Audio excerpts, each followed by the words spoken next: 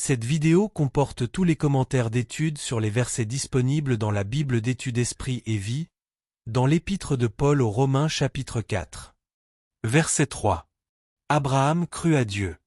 Le salut par la foi, et non par les œuvres, c'est-à-dire en observant la loi, n'est pas une doctrine exclusivement néo-testamentaire. C'est une caractéristique de l'Ancien Testament. Paul contourne Moïse et considère Abraham comme l'exemple même de la foi. Abraham avait foi en Dieu. Il a toujours eu envers son Dieu un attachement loyal, il a toujours cru en ses promesses, versets 20 à 21, Genèse 12 versets 1 à 3, 15 versets 5 à 6, et lui a toujours obéi, Genèse 12 versets 1 à 4, 22 versets 1 à 19, Hébreux 11 versets 8 à 19, Jacques 2 versets 21 à 22, voir l'article intitulé L'appel d'Abraham. Verset 5. Sa foi lui est imputée à justice. La foi d'Abraham lui a été imputée à justice. La foi salvatrice des chrétiens, et ses effets, sont considérés comme équivalents à la justice. Premièrement, dans le chapitre 4, Paul parle d'imputer à justice, à 6 reprises, et dans tous les cas, il associe la foi ou la confiance à l'acte d'imputer. C'est la foi du croyant qui est imputée à justice, verset 3, versets 5 à 6, verset 9, verset 11, verset 22 et verset 24. Deuxièmement, l'acte qui consiste à imputer la foi du croyant à justice n'est cependant pas le seul résultat de la foi ou de l'engagement envers Christ. C'est avant tout un acte de la grâce et de la miséricorde divine, verset 16. Troisièmement, quand Dieu voit le cœur des croyants se tourner vers Christ avec foi, il pardonne gratuitement leurs péchés. Il impute leur foi à justice et les accepte comme ses enfants, versets 5 à 8. Voir l'article intitulé La terminologie biblique concernant le salut. Outre le fait d'imputer la foi à justice, Dieu accorde également la grâce d'être sanctifié, voir verset 16, chapitre 5 verset 2, Philippiens 3 verset 9, Tite 3 verset 5 à 7. Quatrièmement, la foi qui est imputée à justice et qui apporte le pardon est la foi en Christ et en sa mort expiatoire, chapitre 3 versets 24 à 26. La mort sacrificielle de Christ sur la croix est le seul fondement de la réconciliation avec Dieu, voir chapitre 5 verset 10, note. Verset 7. Les iniquités sont pardonnées.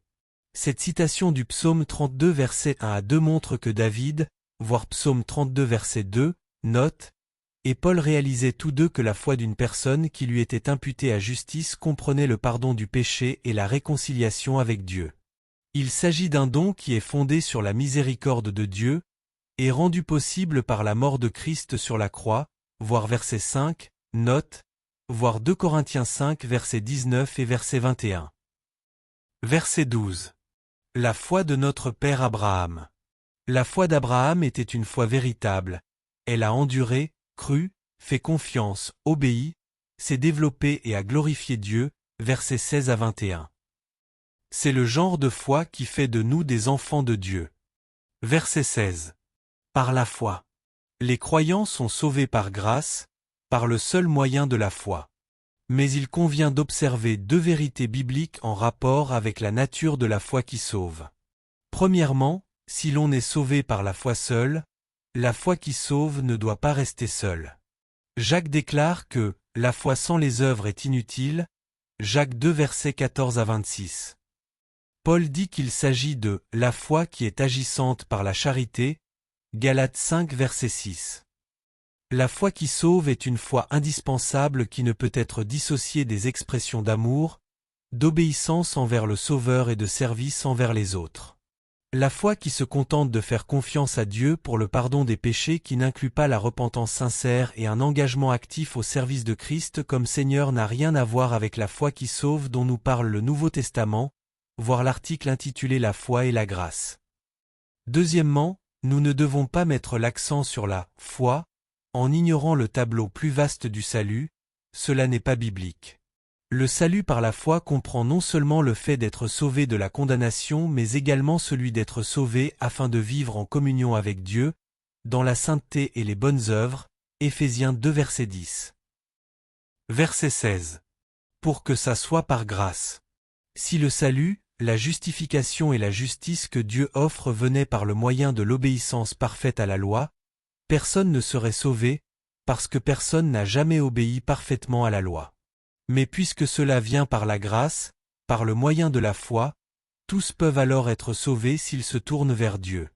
Dans sa miséricorde, Dieu pardonne nos péchés et nous accorde sa grâce, c'est-à-dire son esprit et sa puissance, pour que nos vies soient régénérées et qu'il fasse de nous ses enfants, voir l'article intitulé La foi et la grâce. Verset 22. Cela lui fut imputé à justice. Dans son illustration de la justification, au chapitre 4, Paul ne dit à aucun moment que la justice de Dieu ou de Christ est réellement créditée ou transférée sur le compte du croyant. Nous devons veiller à ne pas décrire la justification en déclarant qu'elle vient de l'observance par Christ de la loi de l'Ancien Testament transférée sur le compte du croyant. Si elle provient d'un transfert de l'observance de la loi, il ne s'agit pas de la même sorte de foi que celle d'Abraham qui est imputée à justice, verset 12. Non seulement, elle annule la promesse, verset 14, mais elle fait du salut une question de mérite et non de grâce, verset 16.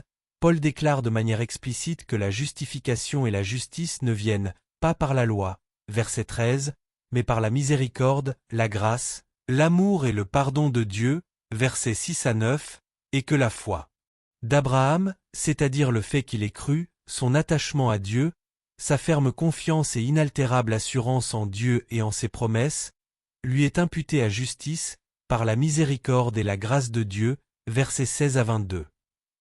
Verset 25. Ressuscité pour notre justification. La justification n'existe pas sans la vie, la présence et la grâce de Jésus-Christ opérant dans notre vie.